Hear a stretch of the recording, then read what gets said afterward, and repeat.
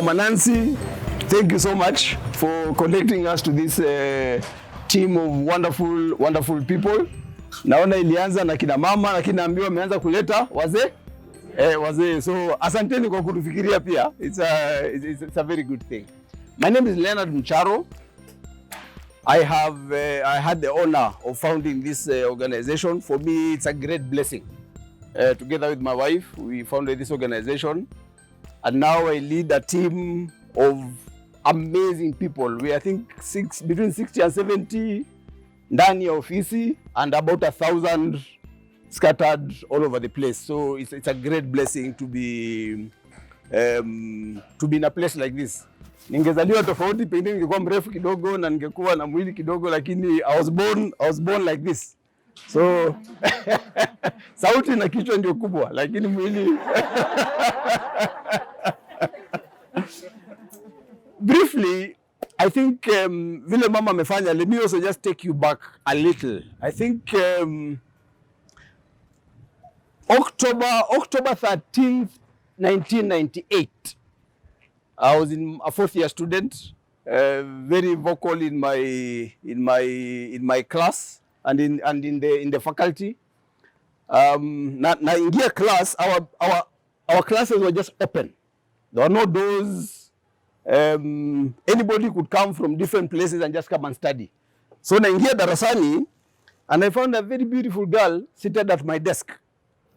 Sasa here I am, a young man of 24 years old. Ningefanya nini? Nikamuoa.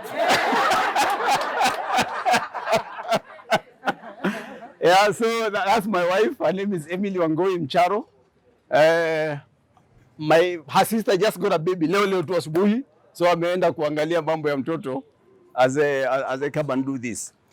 But it is the time that we met something interesting. Sometimes, life, you say, there are some disadvantages that help you to grow.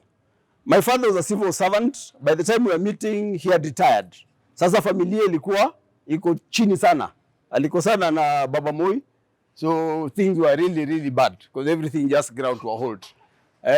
My wife's father had passed away about 8 years back. So their family was also struggling. So we were there with memories of a glorious past, but a terrible, our present at that time. Sorry. Our present situation was terrible. Now, the fortunate thing, or by God's grace, because of that, we started talking about money from day one. Tukasema, where we are is a matter of circumstance, but where we are going is a matter of choice. So tukaanza, tulioana haraka, tukapata mtoto haraka, ndio tukamaliza shule. You see the... tulipelekwa kupata degree, tukaanzia na diploma, hata iko hapa tu, iko wapi? He works here in TSAVO. Sasa unaona iko ni degree ya maana. So first born iko tu hapa tu, ni vijana tu kama hawa. So we got a first son. Life moved very fast. Hatuna kitu. Fast forward, because that time we said we want, by the time I'm 45 and she's 40, because we have a 5-year gap, we should be financially independent. And you see that word all over the place, financial independence. Maybe let me just define what that is. Having enough assets that allow you to meet your needs, wants, and desires without needing a paycheck. It was an incredible dream.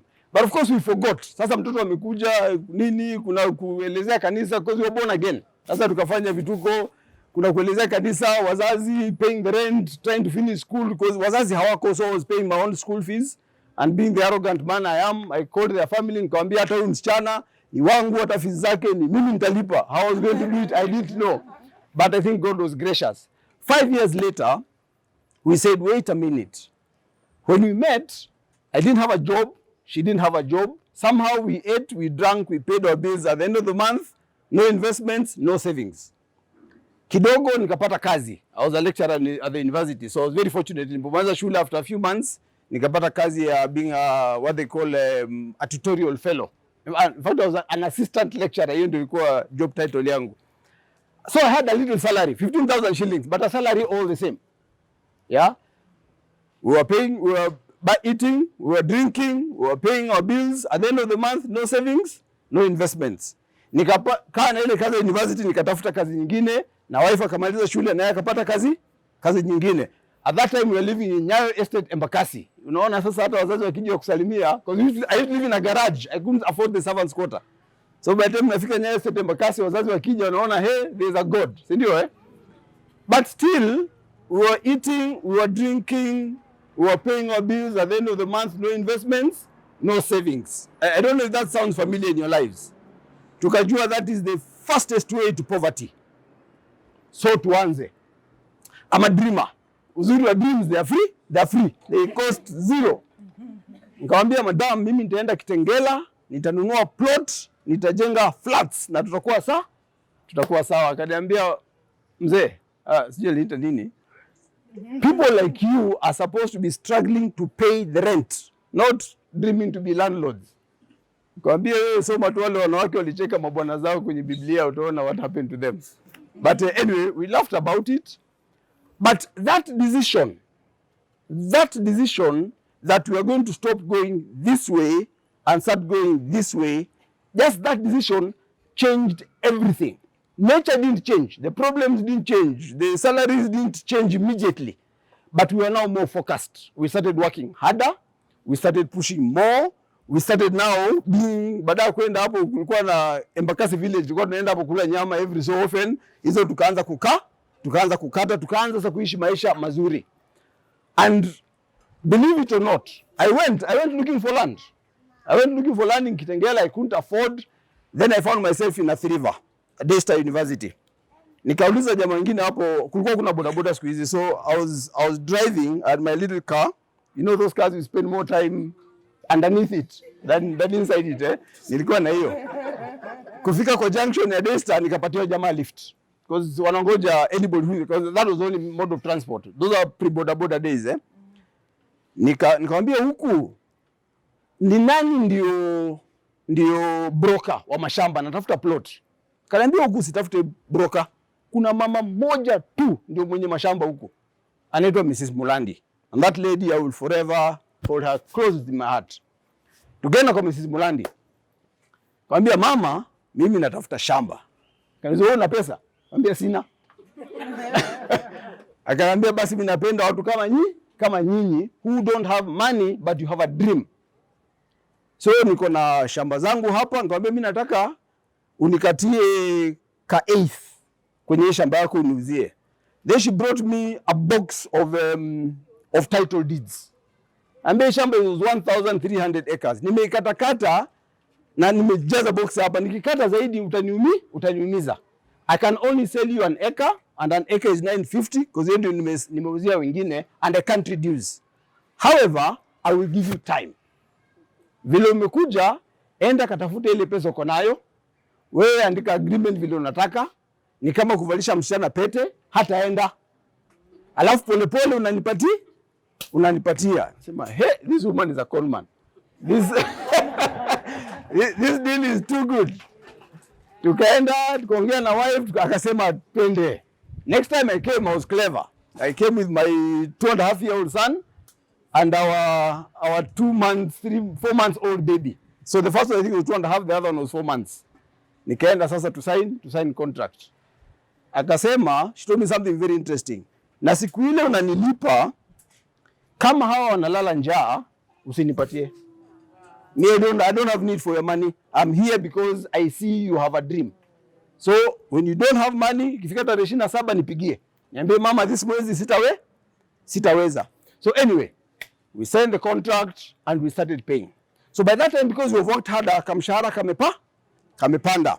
I was introduced by our messenger to the SACCO, the university SACCO. Messenger. Aliniita kaniambia kijana kuja hapa. Nyinyi mnakuja hapa na madigrii zenu mnaanza kufundisha na maprofesa wako hapa hawana kitu. Wakienda kuomba pesa SACCO, wanaenda kuomba my emergency loans. Wewe hii pesa unapata, put it in the SACCO. That's why I think for me I respect SACCOs. I don't have too much respect for the other institutions. But SACCOs, I hold them in very high regard. So SACCO nikawa na save, alafu nalipa yule mama kidogo. So all my salary nilikuwa all my salary went to investments. So we had a dream that we have two incomes, my income and Emily's income. And we would live off Emily's income and invest all of my income. No, no, yeah. And hopefully if we do that, we'll create a third income called investment income. No, no. Sasa ndo tukaanza hivyo. Sasa, wanaume, bibi kuwa na pesa na wewe hauna. Because at the beginning of the month, yote imeenda. Mimi kwangu ilinisaidia. Kwangu ilinisaidia because niko na kiburi. I think I was born with a lot of arrogance. But now because I know tomorrow I'll come and ask for bus fare, lazima nijishu. Sasa hiyo it started building the marriage. The marriage started working. You know, so we started getting other benefits hata kabla kupata benefits za pesa. So that mindset ikaanza. Tukaanza kulipa, tukamaliza after about 3 years, so you can see where the payment plan comes from, So after about 2.5 years tukamaliza, tukaanza kujenga. So ile pesa ya sako sasa imefika 400. Nikaenda I borrowed 2.5 times, $1 million. Nikapata check 1.6 zeros, dot 2 zeros. Bwana, $1 million. But because we couldn't do it alone, again, I'm an optimist. I knew it would need, I don't know how many millions to build. Nikaenda kwa kazi, nikaenda si kwa nani, tukaongea, nikaleta. So the power of coming together. Tukaweka pamoja, tukaanza, tukafanya. Tukamaliza. And we built, tukamaliza the first phase. But it took us 14 years. 14 years to build what we want. Hata mpaka leo haijaisha, si ndio Mpaka leo haijaisha. 14 years pole. Ikafika mahali tukasema if you are painting, pesa ikiisha katikati ya corridor ya paint, we stop. Hakuna haja kujistress. Next time tukipata tunarudi. But it meant tulijinyima. The beautiful thing about delayed gratification is that after a year or two, that becomes your lifestyle. You stop delaying the gratification, you're actually happy when you invest, even before the returns begin to come. So tulianza 2004, kufika 2015, from 2013 really, but 2015, sasa tumemaliza madeni, tumelipa masako, tumemaliza, we are free. And we are getting sufficient rent. The rent we are getting was more than either of our salaries. And I'm turning 40, 41. And my mother told me, sasa kijana umekuwa. It is time to start thinking about life. Sio kula tu na kunywa. What are you here for? So of course now that forced me to start thinking. Then now we changed. That's when we came to start TSAVO. Yeah. So TSAVO, the same ideas that we had of thinking about tomorrow, of being frugal, of being financially prudent, ndio tumeleta hapa. And now we are blessed with all this team and you people who are here. So tukaja TSAVO, we were architects, because now I'm an architect. My wife was working in a bank. By that time, that's why ni mdos. Because remember now, we need every penny to put in our investment. So we need to work like crazy. But we also knew, tukifanya kazi and neglect the children, kutaharibika. So huku tuko na watoto, huku tunafanya kazi. So we have been able to raise them well. Tunakuja TSAVO. Instinctively we knew, because I'd been in the business for a long time, architecture was not our destiny. We were not going to make a big impact on architecture. Why? Because nobody wakes up their husband in the middle of the night and Baba Nganga. If we had more architecture in our lives would improve. Hakuna. People have money problems, they have health problems, they have relationship problems, they have other things. They don't have architecture problems. So we started the search for looking for a solution. We said we will look for it until we find it. It took us 18 months of working tunafanya kidogo architecture on the side so that we're able to pay the bills. Lakini nikaambia jamaa wangu, in case tukishindwa, kuna hostels that rent, mtalipa mshahara. Sasa msijali, tufanye kazi. 18 months later, and as a result of failure, I love to fail, because when you're failing, it means you're doing something. We tried, I think, 6 business models, including a sako. Hata sisi tuko na sako yetu, lakini I didn't have the strength that you had of waiting 4 years. Yetu iko tu jina, lakini haina kazi. Yeah, everything we are trying is failing because we wanted to impact many people. But as we fail, we learn. As we fail, we learn. As we fail, we learn. And then one day, one of the people in the office akasema, lakini wewe na mke wako, because my wife now used to come over the weekends, afanye ma accounts, alikuwa anakuja Friday, tufanye mkutano, tukutane afanye ma accounts na nini. Wewe na mke wako you keep saying kuna hizi hostels and you get your money through small apartments. Si tuanzishe hiyo biashara, you enable other people to get the same benefit that you did. And you are like, haya, we actually have the skill set, we have the financial skill set, the technical skill set. Tuanze. So we reached out to our friends. First we reached out to someone who we told people, ukiwa na shamba, lete tuanze, because we didn't have money. Somebody had asked me, how do you get the financing? Tukasema, we don't want to go to a bank and borrow. That is one thing we determined, my wife and I, that we will never do as a business. Why? My dad aliangushwa na bank loans.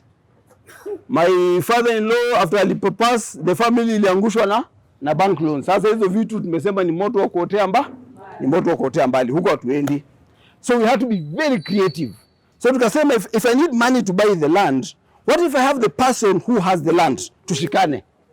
Unaona Sasa the need for a bank ikaondoka, tukapatana. Then we went to our friends, our classmates, our former workmates. Kwamba jamani, we have this beautiful concept that we are having. The same way we're talking to you people. Unaweza kulipia kitu polepole over a year as we construct. Na track record ni maisha yangu. You have known me for the last 20 years. Kama nitakuibia leo, there's more to lose for you than the money. Our friendship should count for something. Of course, naona hii domo yangu ina proverbs inasema from your mouth utakula, si ndio Tukaenda na mdomo kwa marafiki.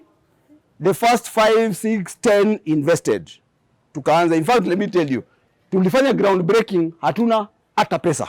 We wanted to have the excavator. We couldn't afford the 300k for the excavator. We went with my mother and a pastor. We are married to sisters. Akakuja hapo tukaomba Bwana. Tuka break ground na mkono. Today we still break ground na mkono because we figured we want to break the ground and we want to pray. It doesn't matter what tools we use. Tuka break ground. After that guy was so impressed, akatupatia check ya 500. 500 excavator bwana. Kuja bwana. Amekuja video ya phone, WhatsApp, we are on site. Watu wakaanza kulipa. Pole wakalipa wakamaliza Rongai. 2 bedrooms, 1 bedroom.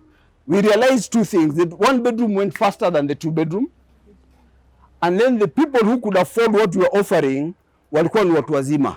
People even older than ourselves, now 45 and a bit older. Tukasema hapana, what about the younger ones? If we give something for the younger ones, hata hawa watu wazima, they'll afford. Na hawa wadogo pia, they'll do what? They'll afford. Then we remembered Mrs. Mulandi. Then she gave us a payment plan. Tukaenda Mbakasi. We reduced our houses from now 2 bedrooms to studios and 1 bedrooms and gave a 5-year payment plan. I tell you the truth, it was 100 units. We sold 70% of them between the 2 elections of 2017. 2 elections, hapo sahi when Kenya was in a mess, the fights and what have you, we sold 70 units within 3 months. Tukasema tumepata. Tumepata password. Yeah? So ndio tukaanza hiyo, and that gave us courage now to come and build this monster of a project. Ndio tukakuja, so we have been going on. What keeps us moving? What keeps us moving? Let me just share maybe 2 or 3 things. One is we have walked the journey. So we know the pain it takes kujinyima na kuweka pesa, and we also have seen the benefits of investing in real estate at a very personal level. Hii is your story ya kuambiwa. Right now I live off my rentals. I don't need to live off TSAVO. By the time I was starting TSAVO, my children were in Turi. Nilikuwa niko tu vizuri tu. So this was purpose. This is more purpose than just finance. Financially I had sorted myself out. This was how do we impact other people. So that's number 1. Number 2 is the personal conviction. Nimekuwa nikiomba Mungu muda mrefu, did I mention that I am born again? Yes. Nilishuka nini, lakini he's always there. Hata kama nimepotea akaninyakua akaniweka hapo. Nikamuuliza, what do I do that nifanye kazi pamoja na wewe? Somehow I kept going back to the Lord's Prayer. Sasa hizo vitu ni kubwa bwana. jina lako litukuzwe, ufalme wako uje. Those are big things that I'm thinking, how do I even come? Nilipofika mahali ya give us this day our daily bread, nikanyakua hiyo. Nikasema, God, can I work with you on this one so that when people are praying about their daily bread, they can be thankful. Kwamba 20 years ago I met some people na nika invest and now we have our daily bread. Because I've seen too many people wanafanya kazi vizuri when they're in their 60s, maisha inaenda vibaya. So we want to close that gap, that when someone is young and working, they can do something so by the time they're older. So it is the personal conviction and the being single focus that this thing is about financial independence of investors. Sio zetu, sio zangu mimi, ni za people who spend their time and their money with us. So whether it is the person who works in the office, whether it's an investor who brings in the money, whether it is the resident who lives with us, whether ni yule mtu kwa mjengo kwa nini, the idea of financial independence just pushes us on and on and on. Nimewapatia season 1 na season 2. Nafikiri ile series imeisha. Yeah.